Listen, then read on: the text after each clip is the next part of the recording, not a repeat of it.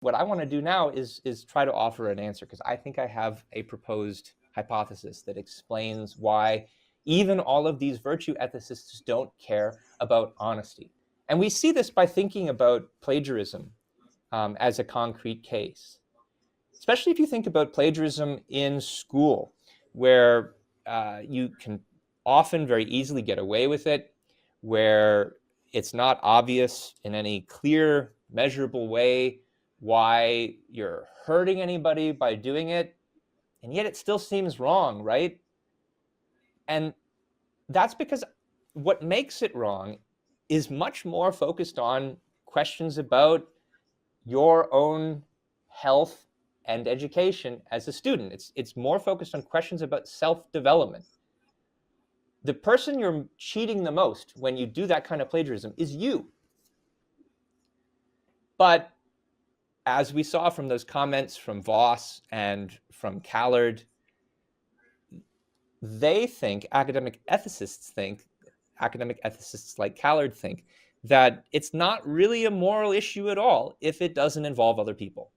It's not a moral issue at all if it doesn't hurt anybody, if the only person you're hurting is yourself. And that's because they think ethics isn't really about the self. It's about others. It's about your relationship to other people. And you get confirmation of this when you look at the kind of topics that academic ethicists are writing about and are teaching about in their ethics classes. There was an article that came out some years ago by a guy named Sigrist, and it was talking about why ethicists aren't ethical. And I wrote an article about this myself a few years ago. We'll mention this at the end of the podcast, but he talks about the kind of issues that they do focus on. Here's his list: abortion, torture, charity, meat eating, prostitution, organ markets, climate change, poverty, gun control, procreation, reproductive rights, and so forth. So they have lots to say about these sort of controversial cases where people come into conflict with each other. One person seems to need to sacrifice to the other in order for the conflict to be resolved. That's what ethics is about. Ethics is about resolving conflicts among people where one has to sacrifice to the other. But they don't have that much to say about the ordinary big questions of life where we still need guidance about what we ought to do.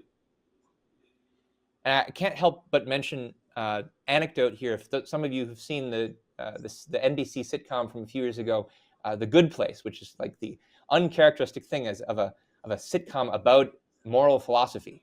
And one of the central characters in the show is a guy named Chidi. He's a professor of moral philosophy. And he knows all the theories, he knows all the conflicts. And what's interesting about the character is, in spite of that, he can never make any decisions about his life.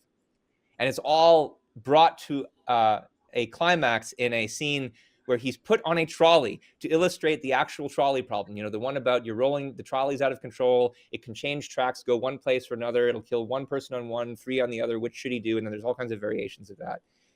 And Chidi, the big moral philosophy professor who's thought about this his whole career, his whole life, isn't able to decide even what to do with the trolley.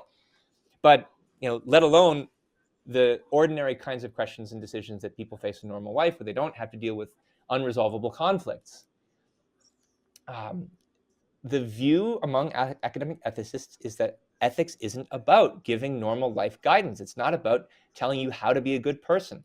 It's not about how to live a fulfilling, healthy life. It's not about the kind of self-development issues that are involved in education, in work, in becoming a professional, in becoming a learned scholar.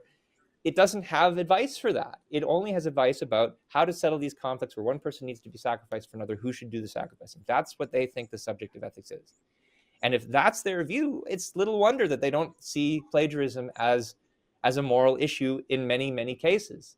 And it's then little wonder that so many students don't get the message that it's wrong, that so many professors don't get the message that it's wrong. Apparently, even that university professors, university presidents don't get the message that it's wrong.